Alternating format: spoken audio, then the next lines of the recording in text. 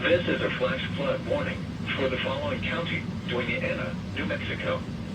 The National Weather Service in Santa Teresa has issued a flash flood warning for southwestern Dona Ana County in south-central New Mexico until 8 p.m. Mountain Daylight Time. At 3:55 p.m. Mountain Daylight Time, Doppler radar indicated thunderstorms producing heavy rain across the warned area.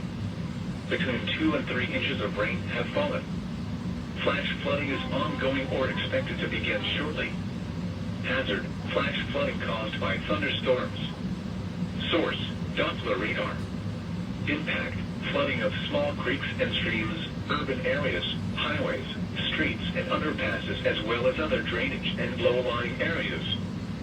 Some locations that will experience flash flooding include mainly rural areas of southwestern Dona Ana County. Additional rainfall amounts of 1 to 3 inches are possible in the warned area. Turn around. Don't drown when encountering flooded roads. Most flood deaths occur in vehicles.